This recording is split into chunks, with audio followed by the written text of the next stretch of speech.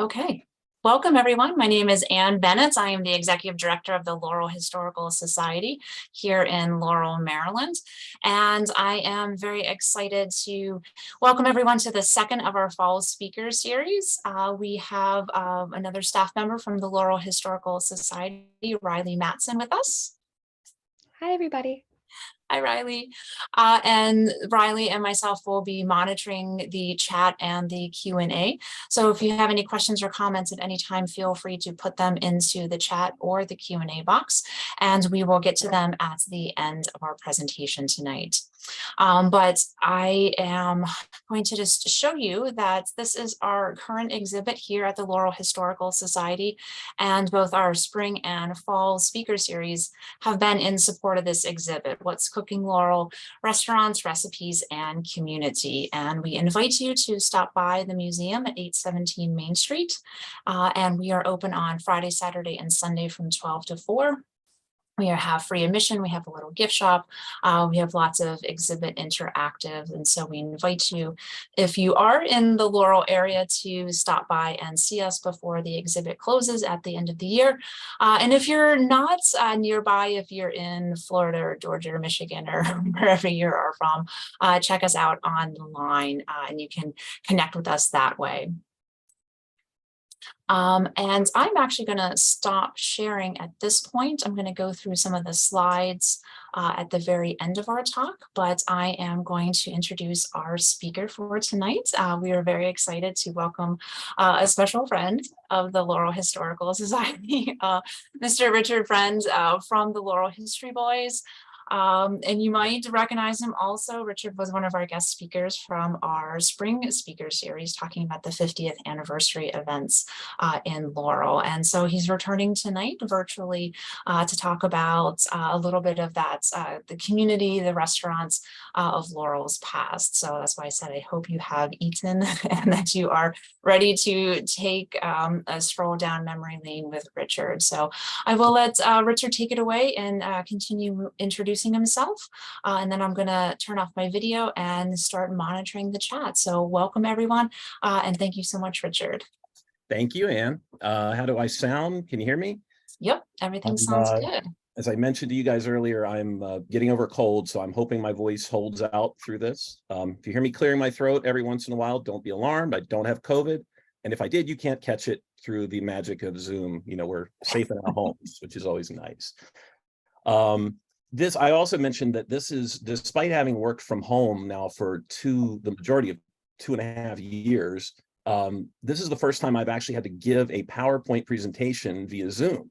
So if I hit the wrong button, if like suddenly it disconnects, or if like I fall out of my chair or anything like that, just bear with me and I'll figure it out. And Ann and Riley will help me get through this. So I am going to attempt, the first thing here is to share this screen. So I'm going to click that, and I'm going to try to find my PowerPoint presentation. Okay, yep, we can see your slides and the thumbnails. And then I'm going to go into presenter view. Now, are we full screen for that? Yes, we are full screen. Yep. And if you wanted to back up one slide, that'll take you to the very first. Okay. I do have to, okay, I had to hide my video because I couldn't see my notes on here. So anyway, I think I'm ready to start here. So again, I'm Richard Friend of Laurel History Boys. For those who don't know, we are a 501c3 nonprofit organization that shares photos, stories, and artifacts from our hometown's past. And as we like to say, we bring history to you. If you haven't been to our website recently, I encourage you to check out laurelhistory.com and explore some of the many projects we're involved with. I just want to give you a quick overview of some of our work, some of our recent stuff.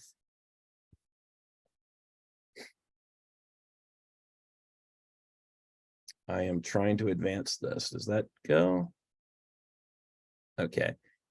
I started lostlaurel.com, which you guys probably remember, over a decade ago, which doesn't seem possible, and created a book to showcase the many retail businesses that have vanished over the years.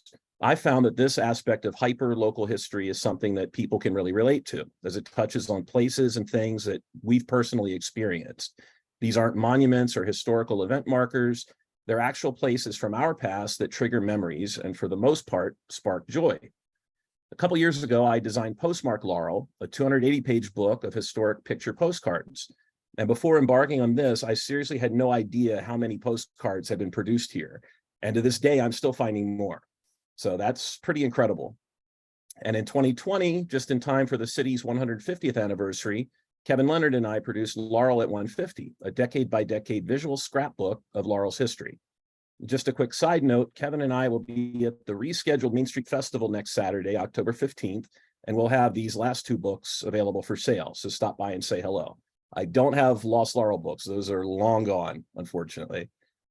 For 2 full years now, we've been producing Voices of Laurel. It's a free quarterly newspaper that includes contributions from a broad spectrum of local contributors, over 50 different writers and counting so far. It's got a heavy focus on local history, of course, but also includes relevant current news and events that sadly the Laurel Leader no longer covers. The new fall issue just came out this week, by the way, and our boxes on Main Street are restocked weekly. So if you can pick up a copy, and let us know if you'd like to share a story. We'd love to add your voice to this as well. One of the bigger projects we're currently working on is a follow-up to my Lost Laurel book. Shop Laurel will be a deeper dive into Laurel's retail history. Be sure to follow us on Facebook for updates on this and all the other good stuff. And lastly, be sure to check our list of free presentations. There are about 30 different topical presentations that we typically give in person or could do via webinar, depending how this goes tonight. We've done several for the Laurel, Howard County, and Anne Arundel County Historical Societies, the Laurel Beltsville Senior Center, and many others. If you have an organization that would like to have us as guest speakers, just let us know. But you guys are here tonight to time travel, so to speak, with me, so let's get started. And as Anne said, hopefully you're hungry because this trip is all about restaurants and takeout places from the past. So hop in, buckle up, keep your hands inside the vehicle at all times, and do not touch the flux capacitor. And don't worry, 1985 is not our only destination, although that was a very good year in Laurel. We're going to skip around, not only from location to location, but through several different time periods. And we won't get to see everything on this trip, but we will pack a lot into about 45 minutes. So are we ready? Let's get started on Main Street. Since I'm here with the Laurel Historical Society, we'll start closest to the Laurel Museum at the top of Main and 7th Street, where Red Hot and Blue has been a popular dining spot since the early 1990s. But who remembers its earlier days as Patuxent Cafe or as The Factory? And speaking of 1985, it doesn't get much more 1985 than this ad for a Miami Vice lookalike contest that year. One block down at 6th Street is one of my favorite current spots, Oliver's Old Town Tavern. This little building, the bones of which were originally part of the trolley ticket station from 1902, has seen a number of restaurant and bar businesses over the years before finally and thankfully stabilizing. Part of its recent success, I think, is its current owners went back to its roots when it was Oliver's Saloon in the 1980s. But its roots go even deeper than that, all the way back to its days as the Town Tavern, when it had a postcard. Now, it's not a restaurant or a takeout place per se, but since we're here at Cork and Bottle Liquor, let's jump back quickly to 1964, when it was located in this original building, which was torn down in favor of the smaller building you know now, set further back on the site, which allowed them a parking lot of their own. No word on whether or not that was a drunk driving accident in front. Also on this block, where Olive on Main is currently located, was one of Laurel's favorite bakeries. Cordelia Bakery is still talked about today, with former customers often reminiscing about the aroma of their baking bread. And pastries like these, I'm sure. One of Main Street's brightest additions in recent years has certainly been Ragamuffin's Coffee House. I give a lot of kudos to businesses like Oliver's, Olive on Main, More Than Java Cafe, and Ragamuffins for really setting the bar high for what Main Street can and should be. These are terrific, locally owned shops that are unique to Laurel. And it's a throwback to Main Street's glory days of the 1950s when it was a true shopping and dining destination. And it's entirely fitting that Ragamuffins inherited one of Main Street's most iconic spaces. Here we are in the 1940s in this photo from the Laurel Historical Society's collection. On the left, just behind the car, is the Ragamuffins building. But at that time, it was Gavril's, a Main Street staple since 1910, when founder Spiros Gavril's opened the luncheonette.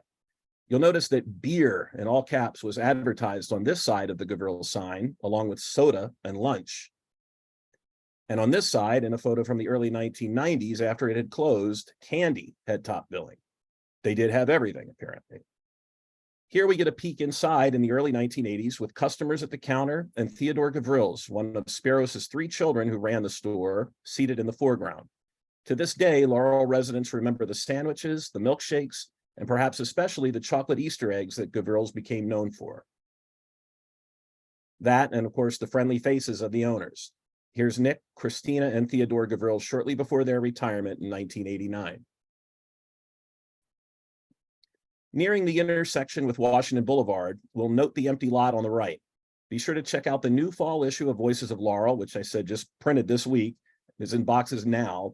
There's a story about the city's plan to turn this into a parking lot, 8 years after buying the site and demolishing the old building.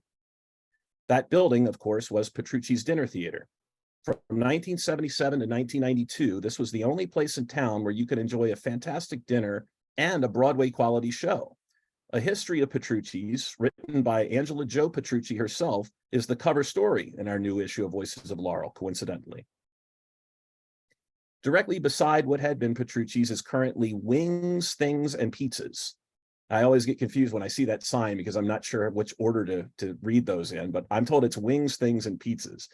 The red vinyl awning with the words pizza, pasta, and subs, however, is a leftover tangible reminder of what had been a longtime Main Street favorite, Pal Jack's Pizza. But before it was Pal Jack's, of course, it too had some previous lives. In May 1968, with his Irish pizza pub still 2 years away, Jack Delaney, seen here, opened Bambino's carryout and restaurant in this space. The bright red and white brick front was eye-catching, and its phone number, 725-5225, or Pal Jack, P-A-L-J-A-C-K, would prove memorable. And that headline on this article was literally spaghetti pizza, not just spaghetti and pizza. Apparently that was a signature dish at Bambino's. And if we jump back in time to 1962, even before Bambino's, it was a High's Dairy, a great spot to grab an ice cream before or after a movie at the Laurel Theater next door, which of course preceded Petrucci's. At the northeast corner of Main Street and Washington Boulevard is the Patuxent Bank Building, which was built in 1914. In the last several decades, there's been a variety of businesses here, but to my knowledge, no banks and certainly no restaurants. But in 1965, Whitmore's Hotel and Restaurant was a popular spot for carryout food and steamed crabs. And if we go back about 20 years further, the Paddock, also located here, was one of the premier restaurants in Laurel, even if some of their ads were a little questionable, especially this one on the right from 1948. It says, quote, "You can't beat a woman and you can't beat the Paddock for tender, juicy steaks. Yikes." Or this one also from 1948. Is it just me, or does this suggest that their steaks were actually horse meat? Maybe from the thoroughbreds who finished last at the nearby racetrack? All right, we're going to take a quick left turn from Main Street onto 2nd Street and take a spin through North Laurel. The Quality Inn and Suites is the current owner of what was once the main hotel in Laurel. In fact, it was built in 1964 as Laurel's first high-rise motel. It opened as a Howard Johnson's Motor Lodge and was state-of-the-art for its time. Performing artists at the 1969 Laurel Pop Festival stayed here. In fact, Sly and the Family Stone were seen walking to and from here to Main Street, where they bought produce from Keller's newsstand.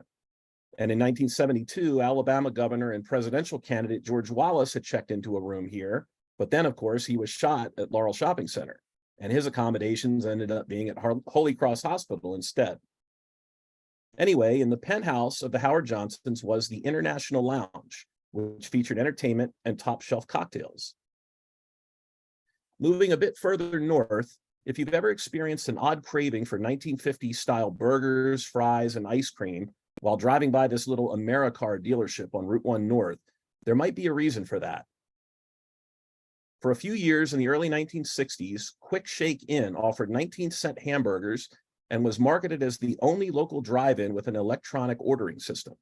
It opened here in 1959, and prior to that, it was actually the very first Tasty Freeze in Laurel. It opened in 1954. It's kind of ironic that in a town where so many more iconic buildings have been lost or modified beyond recognition over the years, this unusual little structure is still standing nearly 70 years later. As we travel further up 2nd Street, just before Davis Avenue, we get a 2-for-1 deal. Now, I want you to ignore the McDonald's on the left for a second and turn your attention to that small building on the far right. It's currently the office for Midway Mobile Home Sales. It's tough to see because there are so many mobile homes surrounding it. But in the 1950s, that office was a restaurant, Texas barbecue restaurant with curb service. By the way, one of the fun features you'll find on our website, laurelhistory.com, is a project called Matchbooks. You Are Here. I've taken over 80 vintage advertising matchbooks from my collection and photographed them in front of the actual sites they came from in Laurel.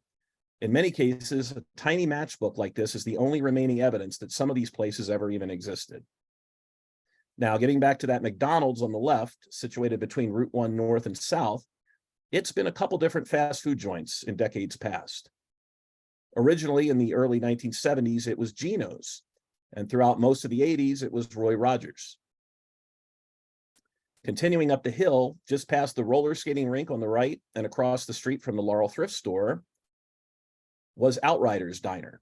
Named for the mounted officials who escort racehorses to the starting post, Outriders Diner was incredibly popular with jockeys and other racetrack folk. In fact, it was a little too close to the racetrack, in a manner of speaking. In 1956, Maryland State Police conducted a sting operation over the course of several days in the diner, in which they observed a Bobby Curley run and answer the telephone whenever it rang in the cocktail lounge of the diner. He seemed to be the only one receiving any telephone calls, which was especially odd since he didn't actually work at the diner. Whenever he went to answer the telephone, he carried a scratch sheet in his hand and would take it with him into the telephone booth. He was eventually seen taking bets and making payouts for horse races, and was ultimately charged and convicted. Outriders was sold and demolished in the early 1980s, and while generally remembered today, it's often confused for the Tasty Diner, which is thankfully still just down the road and still open for business. We're going to make a U-turn here at Whiskey Bottom Road and head back down Route 1 South, but before we do, we have to make a stop at the dilapidated blue, yellow, and red building on the corner that's not very long for this world. In fact, it's been slated for demolition since before the pandemic began, and if you notice the roof, it's actually already starting to fall in on itself.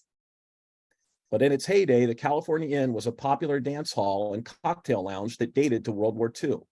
By the 1970s and 80s, as Randy's California Inn, it became a little bit rougher around the edges, but still packed them in. As we head back down Washington Boulevard, you'll see Laurel's first medical marijuana dispensary here on the right. Revolution Relief has been in business now for a few years, but for most Laurelites, this building will always be remembered as Sam and Elsie's. Opened in 1955, Sam and Elsie's was a husband and wife-owned bar and restaurant that stayed relevant for more than half a century. Sam and Elsie Watts lived and breathed the business, literally living upstairs above the bar with their extended family. Their daughter, Faye Furr, took over after their deaths in the late 1970s and kept it going until selling the business in 2010. Just a few doors down, actually, I think I skipped over something there. Hold on 1 second. Yeah, my notes are a little long. It doesn't go through there. One of the many things people remember most fondly about Sam and Elsie's was its generosity. Every Thanksgiving, locals could enjoy a free Thanksgiving buffet dinner with all the trimmings, including Miss Faye's famous pumpkin, lemon meringue, and apple pies. Anytime pie is involved, you don't want to forget that. Just a few doors down on the right is another long vacant structure with an interesting architectural style. Most recently, and by that I mean several years ago now, it was something called Wild Buffalo Restaurant. And for a very brief time before that, in the early 2000s, it was a Greek restaurant called Scorpios with a K. Billing itself as, quote, Laurel's first distinctive restaurant, Chaucer House opened here in 1974 and stayed through the early 1990s.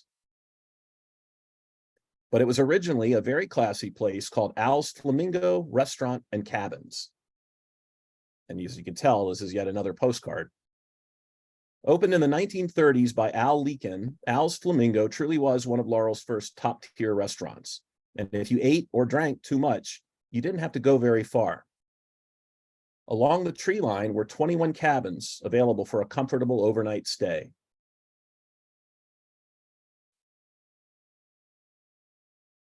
With the Main Street intersection now in sight, we see what is currently Tampico Grill on the left.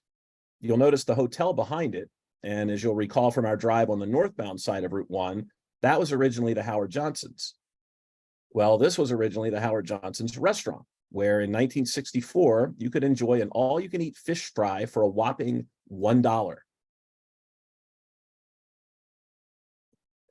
I'm still not entirely sure what's in this building today. It seems like it's been a revolving door of little used businesses over the past 2 decades.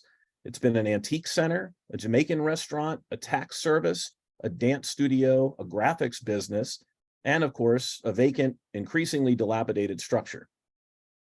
But in its early 1960s glory days, this was Tag's Restaurant and Bar, owned by Ralph Tagliatella.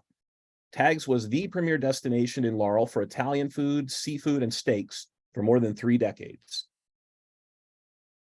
Tag's actually started out as the Mid-City restaurant in the 1940s, also owned by Ralph Tagliatella.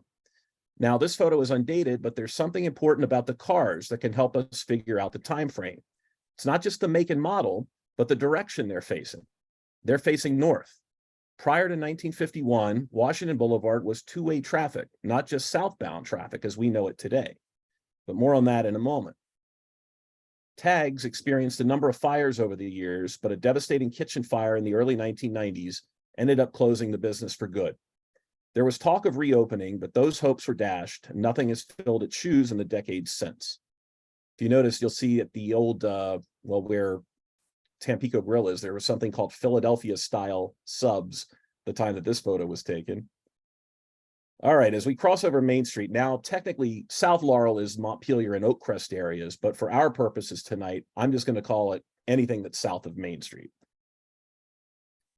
The Laurel Tavern Donuts building has certainly seen better days, but I suppose we should be grateful that it's still intact at all. In fact, this entire block has long been in the city sights for complete scorched earth development.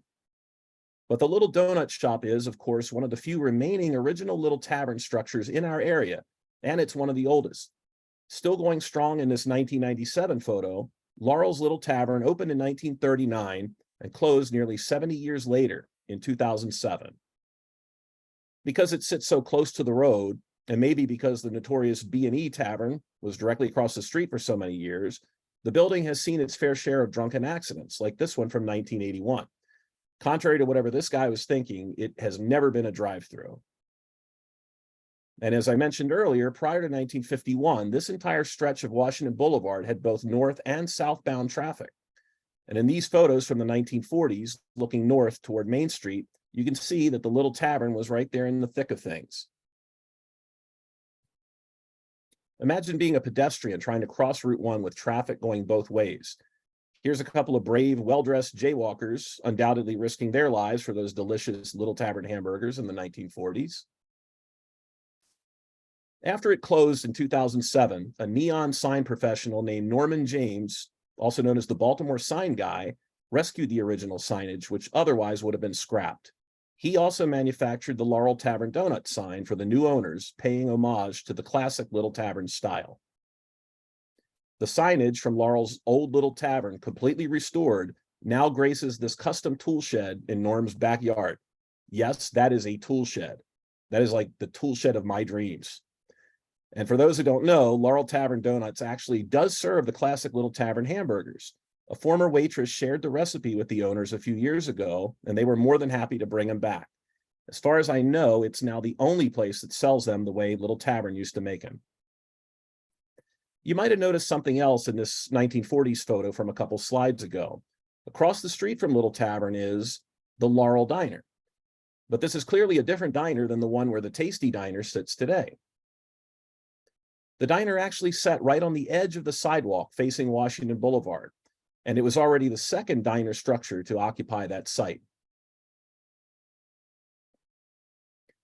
Walter Cicini applied to the city in 1932 for permission to place a railroad dining car on the Washington Boulevard theater lot where the Red Wing Theater had burned to the ground.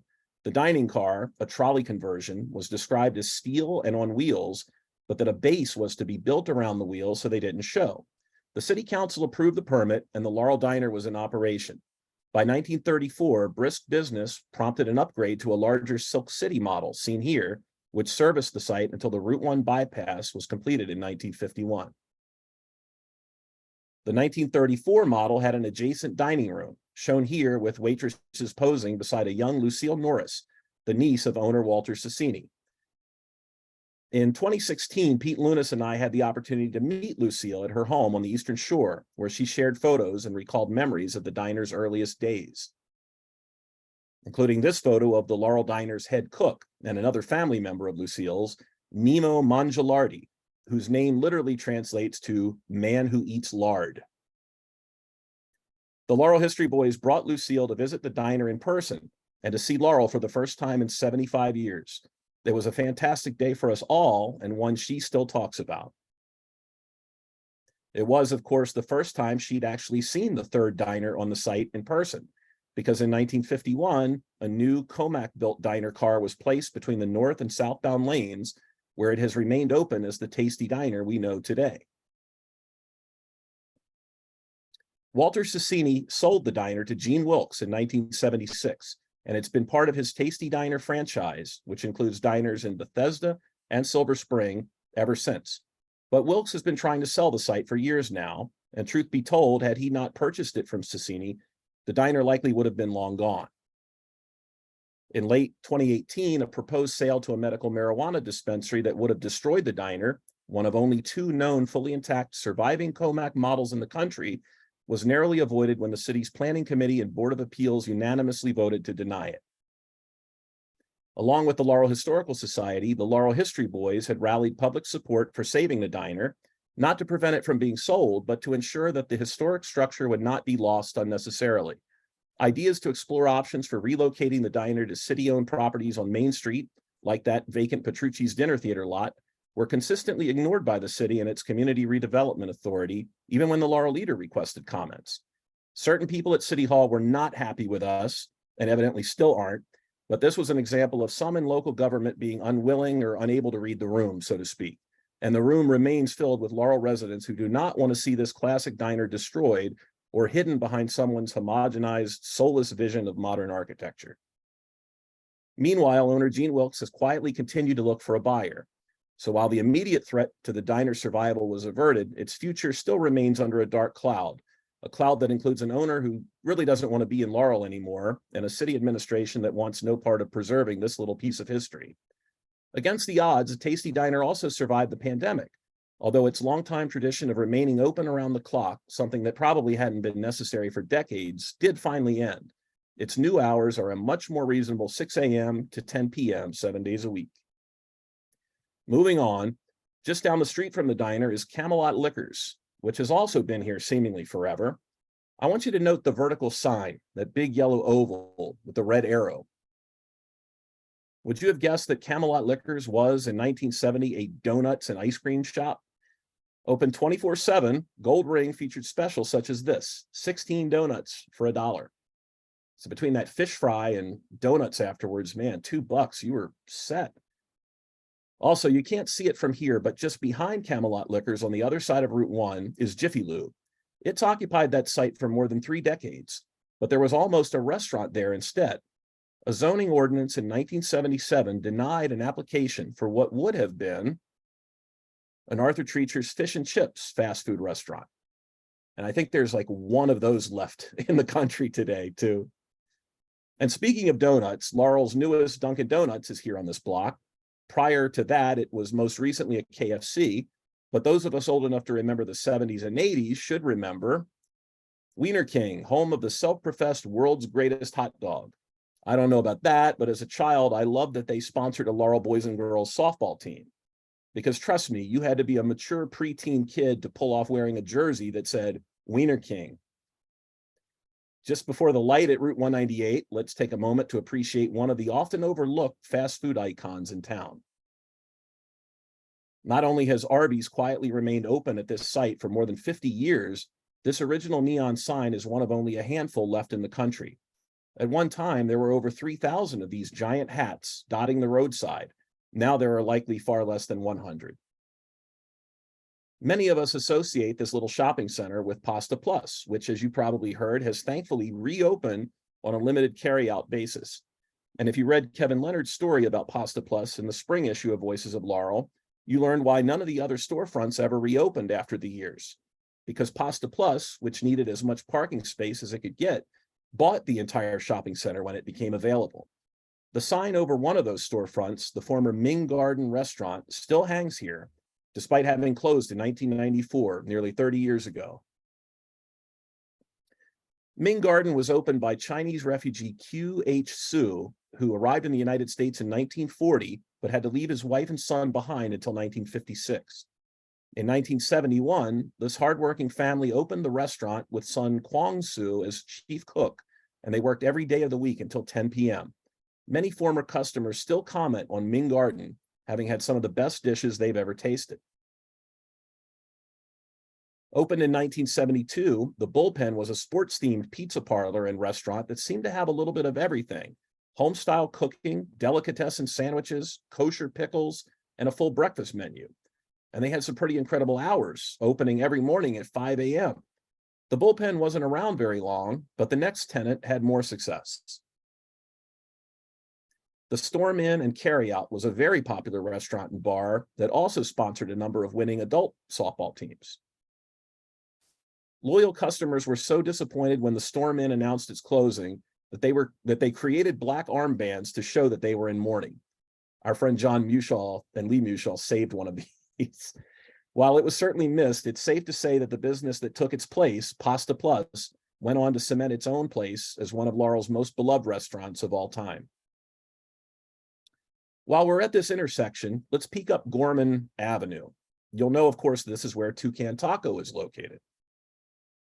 It's been called Toucan Taco since 1992, but for 50 years and counting, Ginger Reeves' family has owned the business that they started in 1972 as a Tippy's Taco House franchise.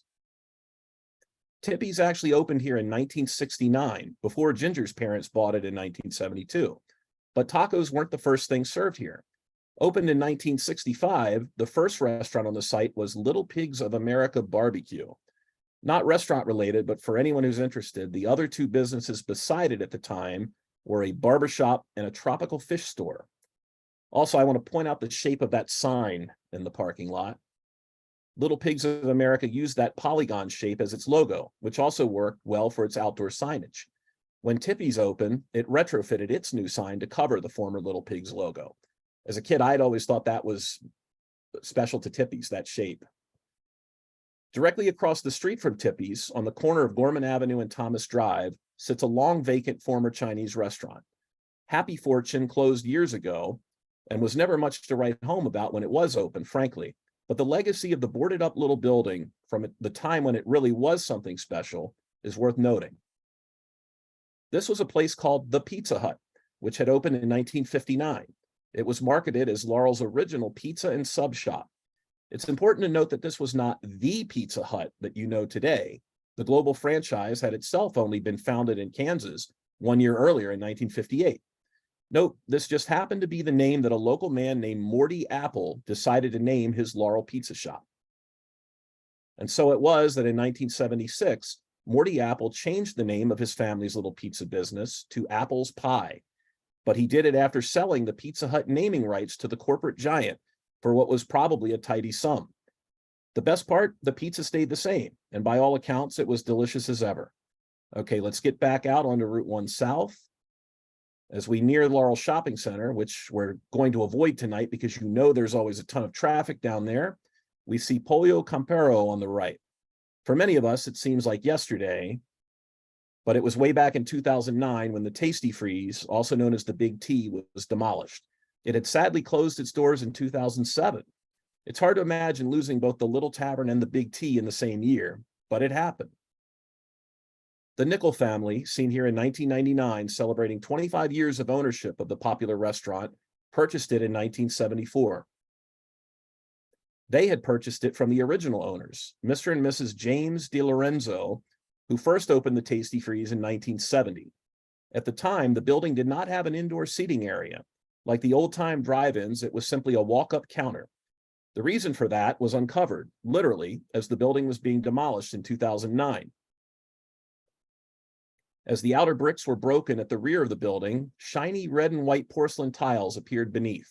They'd been covered for nearly 40 years, and anyone who'd been alive in the 1960s would have recognized these immediately and understood that the building was originally the first McDonald's in Laurel, opened circa 1962.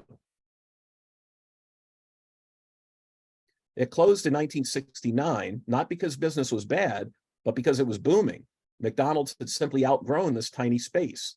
A new, larger McDonald's was built just a few blocks south on Route 1, the site where it remains today, complete with indoor seating and a drive-through window. But the 1969 building, with its iconic mansard roof that became so synonymous with the McDonald's brand in the 1970s, was also recently demolished and replaced with the latest corporate plug-and-play look, McBland. Of course, I don't want to turn this into an architectural critique, but it does make you wonder, when and why did everything start looking the same?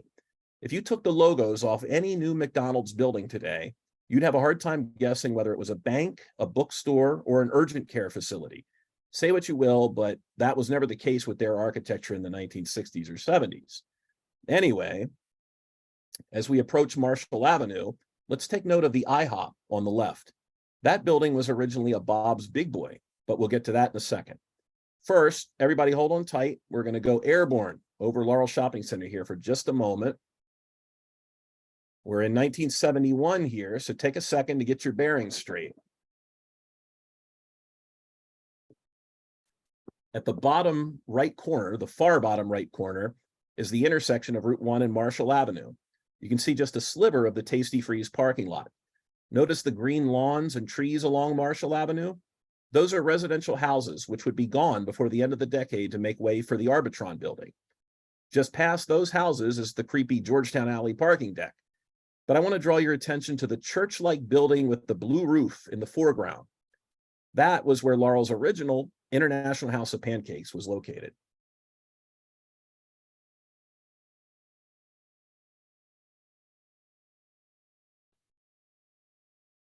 IHOP had already moved across the street in 1993 to the former Bob's Big Boy location, where it remains today. But before this original building was razed in 1995, it had briefly been a year-round Christmas store called Santa's Cottage. Its iconic blue roof had been painted red, but visitors still came in asking for pancakes, and the smell of maple syrup persisted. Okay, if you all don't mind, I'm going to switch over to Route 1 North, so hold on, please. On the right here is the relatively new Chibal Tequila Bar and Mexican Kitchen. I hope I pronounced that correctly. I haven't tried it yet, but I've heard it's outstanding. However, as a kid who grew up at nearby Stewart Manor Apartments and cut through this parking lot countless times coming and going to the mall, I will always think of this building as Ponderosa Steakhouse, which it was through the mid-1980s before becoming a Sizzler. Looking back up the hill in 1984, we can see Ponderosa on the left. And of course, there's the Bob's Big Boy I mentioned, which has been IHOP for almost 30 years now. Actually, while we're looking up this way, I'd be remiss if I didn't mention this one. There's currently a Wells Fargo bank at the top of that hill just across the street from Laurel Shopping Center, just beyond the Tom Curo Lincoln Mercury sign in the distance. When I was a kid, that was Pappy's Family Pub, and the pizza was fantastic. Pappy's opened in 1976 and featured an old-fashioned ragtime vibe. Staff members wore red and white uniforms with bow ties and styrofoam boater hats, one of which any savvy kid could get just by asking politely. The restaurant was rich with wood paneling and stained glass fixtures. And one of the most memorable features was this large glass window where you could watch the pizzas being made from scratch. Also, if you sat at a window table in the back of the restaurant on any given night, you could see a movie playing on the screen at Wineland's Laurel Drive-In Theater. You just wouldn't be able to hear it. I would say that of all the places in Laurel that ultimately became banks, and there have been a few, this is one I'd definitely like to have back, but I digress. As we approach Bowie Road, there's a sad reminder of what was, for nearly half a century, the perfect pair, the bowling alley and Shane's. With very little notice, AMF, originally Fairlanes Bowling, closed its doors in August 2019. Shane's then closed in January 2020. Shane's had no plans to close, but the new owner of the property chose not to renew their lease, forcing them out after 40 years. Shane's actually started out as a different franchise, Harley's, the big sandwich specialist, which was popular in Baltimore in the 1960s. Harley's opened in Laurel beside the bowling alley in October 1966. The bowling alley had opened 5 years earlier. In this photo of a minor truck fire, as if there can be a minor fire, in 1974, you can see the Harley signage on the roof. In 1979, Shane's took over, and as they advertised, nothing changed but the name. The Harley's menu remained the same. Making a right onto Bowie Road, we come to what is currently Paraiso Bar and Grill. This little building may hold the record for the most restaurants over the years. Let's just see. It's been home to many, some rather short-lived. The Village Inn Pizza Parlor, 1969, Bowie Street Marble Club, 1978, Molly McGee's Food and Beverage Emporium, 1979, Carmen's, 1981, Shakey's, 1983, Lindsay's Pizza and Buffet, 1986, and Captain Jerry's Crab House, 1993, just to name a few. And funny enough, it was originally meant to be something else entirely when plans were being made for it in 1968. Taco Rancho, a Mexican restaurant. Perhaps somebody realized that competing with Tippy's Taco House would have been ill-advised. Now we really are in South Laurel, and we're going to wrap this trip up with quick stops at Town Center and Montpelier shopping centers. Town Center, at the corner of Route 197 and Conti Road, has never really been known for its food options. There's currently an Indian restaurant and sports bar, and the longtime McDonald's and Taco Bell. But this is the Town Center I remember as a kid in 1978, when People's Drug, Giant Food, and the Twin Cinemas were here. McDonald's was tucked neatly into the corner of the parking lot, but it would be demolished and rebuilt a little further inland some years later, because as you'll notice, they forgot to make room for a drive-through.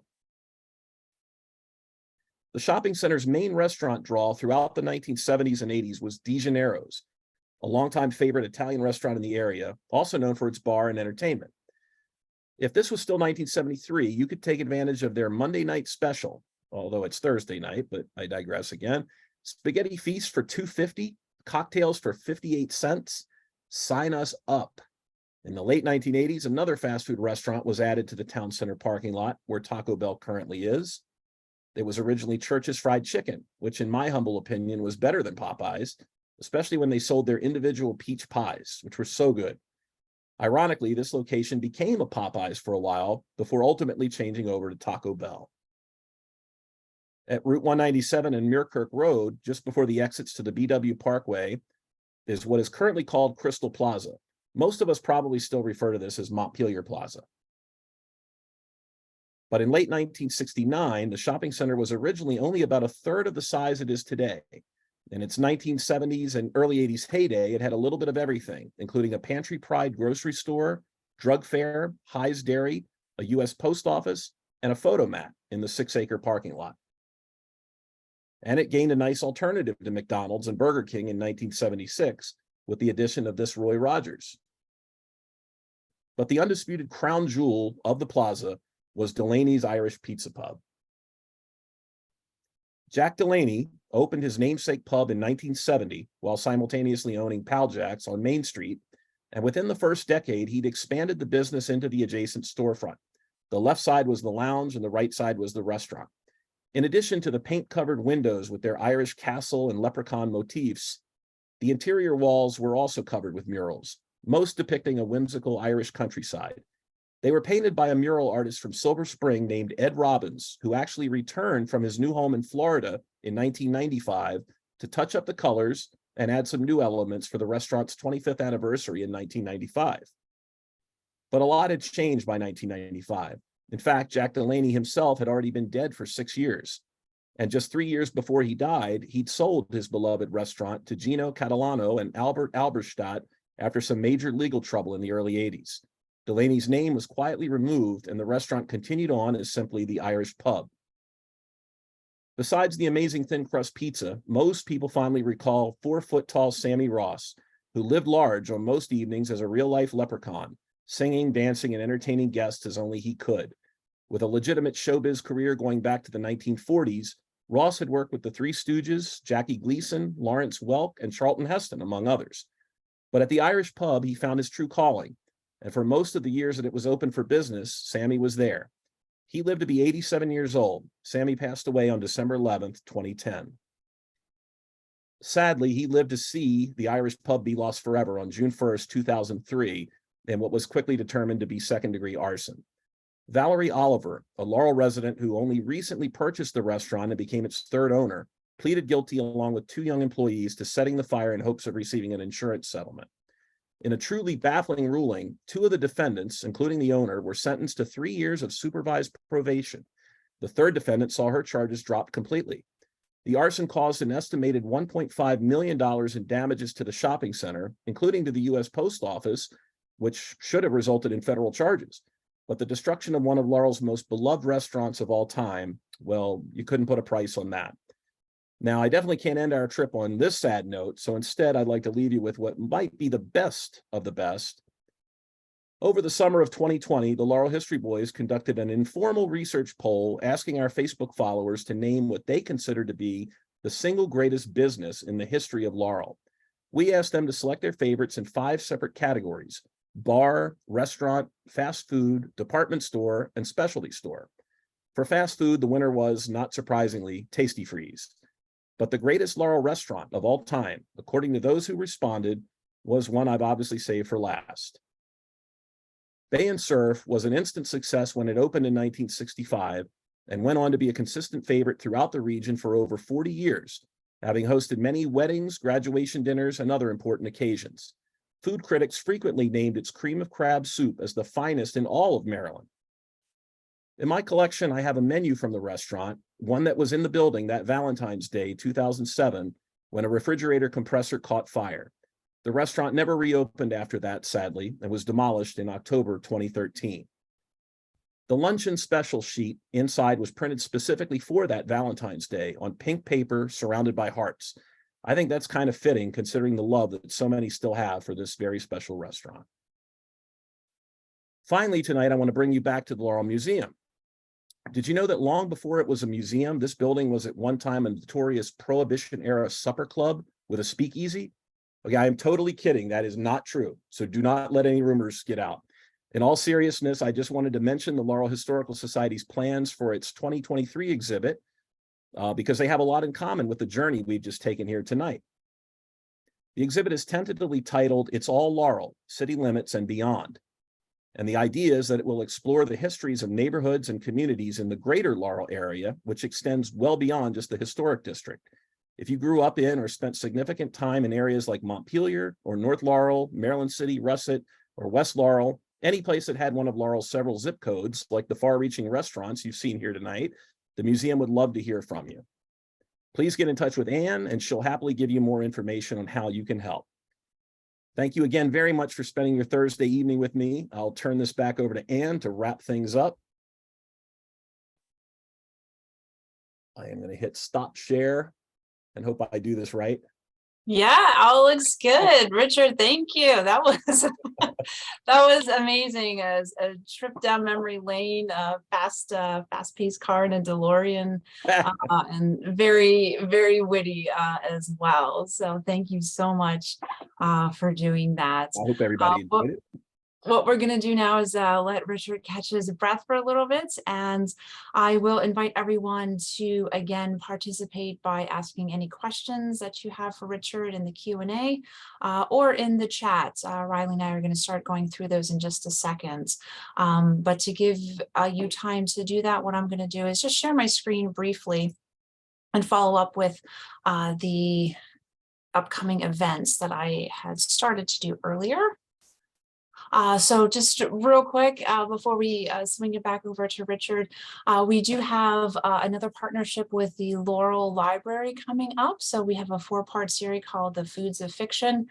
We did The Hobbit last month. In a couple weeks, we are going to do Sleepy Hollow, followed by 12th Night and A Christmas Carol. So these are all in-person lectures as well. You can just show up to the Laurel Library You don't necessarily have to register ahead of time or contact us for more information, but we're going to go through a brief summary of the book, followed by an account of the food that's included in the book and some fun recipes to try. So I hope to see you at the Laurel Library in a couple of weeks. And we are also excited to welcome back Poe to the Laurel Museum. Last year, for those of you who were in the area, you will recall that we hosted a traveling exhibit from Poe, Baltimore, and the Edgar Allan Poe House in Baltimore. And so this year they are celebrating the 200th anniversary of the birth of his wife, Virginia Clem. And so we are going to be getting the traveling exhibits once they're done with their festival in Baltimore. It's going to come to Laurel for just about a month. So you can come see our exhibits and then stick around to see the traveling exhibit as well. Just a quick update to some of our other upcoming events. On November 6th, we have a Children's Day planned, and we're going to be talking all about pumpkins. Again, it is that time of year. So we're going to be doing some fun crafts and pumpkin foods and some educational activities as well. So it's free. Registration is not required, but if you have any questions, you can also let us know. And then finally, the next in our fall speaker series is on November 10th. And food historian Joyce White will be talking about the Great Maryland Recipe Hunt, which is an initiative to gather different recipes and food stories from all the different backgrounds and areas of Maryland, and as part of the project to redo the anniversary edition of the Maryland's Way cookbook from the Hammond Harwood House in Annapolis. And then finally, to round out our program year, we have an apron workshop and cookie exchange on December 1st, just across the museum at the pool room. Again, that event is free. We do encourage you to bring cookies or a holiday dessert to share and the printed recipe as well.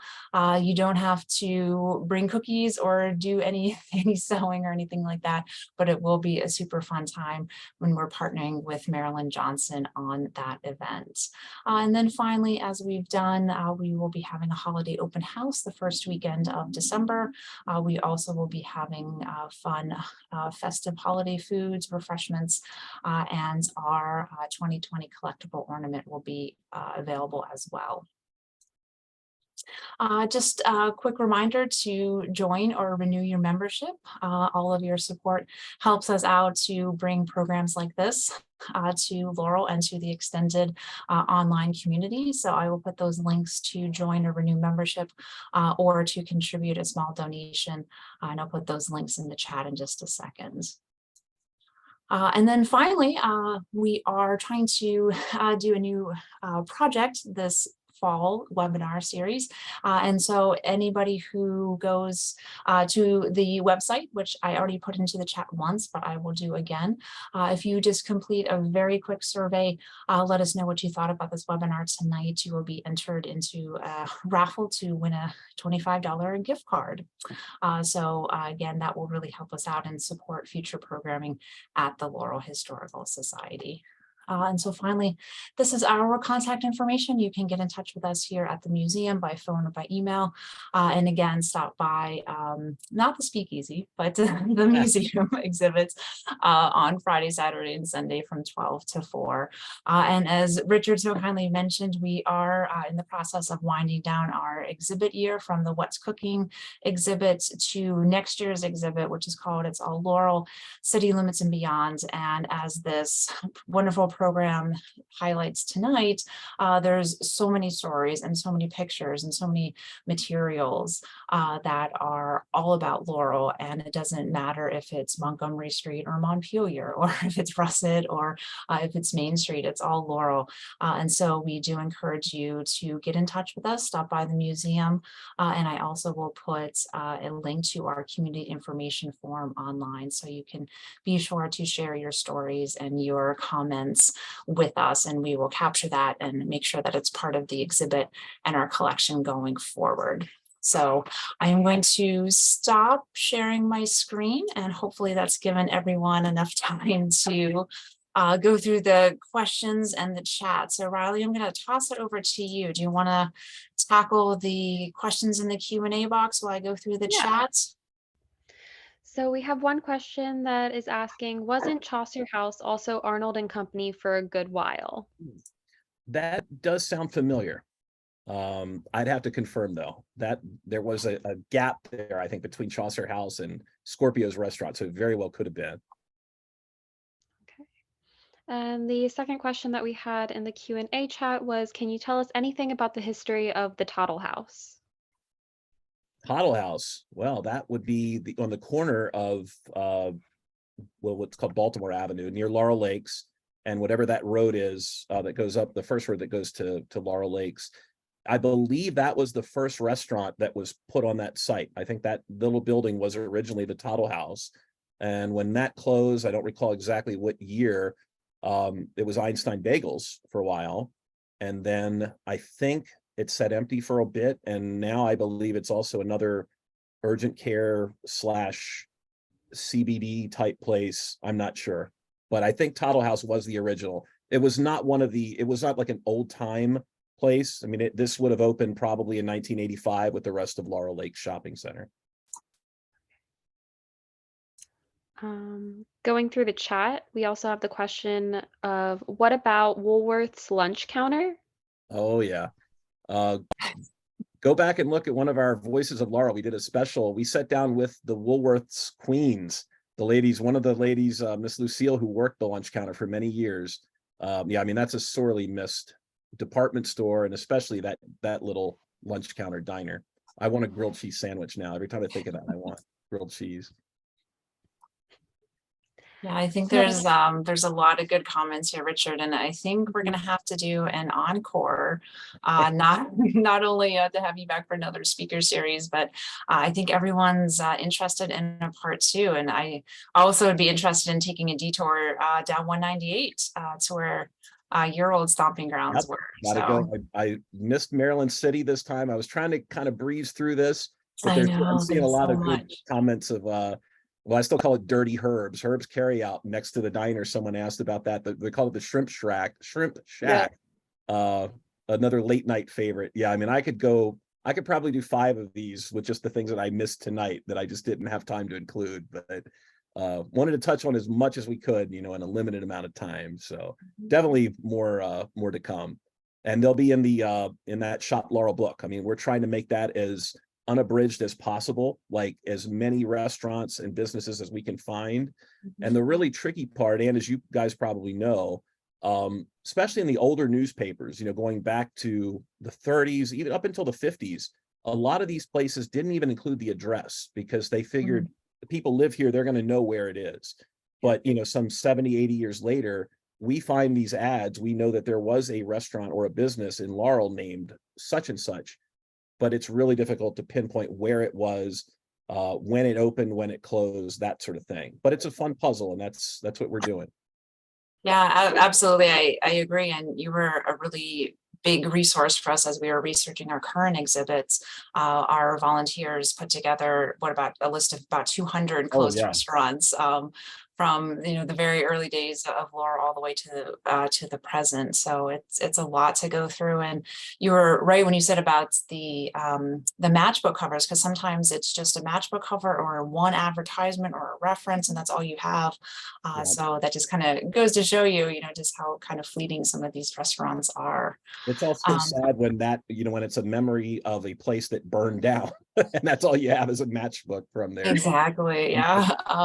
But yeah, I will say again, thanks to Richard not only for the presentation tonight, but if you do come to see the exhibit before the end of the year when it closes on December 18th, you also get to see some of his items that he has loaned and donated to the museum. So we do have the Bay and Surf menu cover. We have a display on the Laurel Diner. We have a couple other cookbooks and other items that he has given to us. So please do come by and see all of these memories of Laurel's past. It's still on display for another couple of months. And so Richard, we got a couple of questions too, and this will be in the follow-up email that I send to everybody.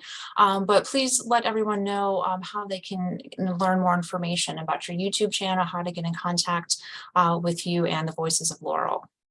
Yep, the best place is you guys are, if you're on Facebook, follow us on facebook.com/Laurel History Boys. We don't post every day, but we try. And then of course the website, laurelhistory.com. We've got videos, links to our videos are all there. You have to kind of scroll through the top of our website, but we typically post like any new updates to the website. We share those first on Facebook. So that's where you can really stay in touch with us. Yep, and we have a lot of memories. We have Horn and Horn Cafe. Oh yeah. Hooters, the places in South Laurel. And that's still there. So yeah, I mean, that hasn't disappeared yet. Yeah, most of these are, we're talking about the ones that are gone. I see somebody asked about Big Boy. We did touch on Bob's Big Boy. Someone says, I remember a restaurant on the top of Heck Company. I've heard of that, but I've never been able to find anything for it. I know, well, in the later building, in the Heck Company that was in Laurel Center Mall, there was a restaurant on the upper level. I guess that's what you mean. That was called Edgar's. And it had this horrible little illustration of a guy with like little beady eyes and glasses. Yeah, that brings back memories too. But I've heard of a restaurant in the original Heck Company in Laurel Shopping Center, but I just have not found anything for that. Well, I think we covered as much as we could. We have, again, mention of Bay and Surf, Sam and Elsie's, Bottom of the Bay. Where else? The lunch counter. Oh, really quick questions to close things out. Do you happen to know who owned the Paddock bar? I had an uncle who had a bar the same name.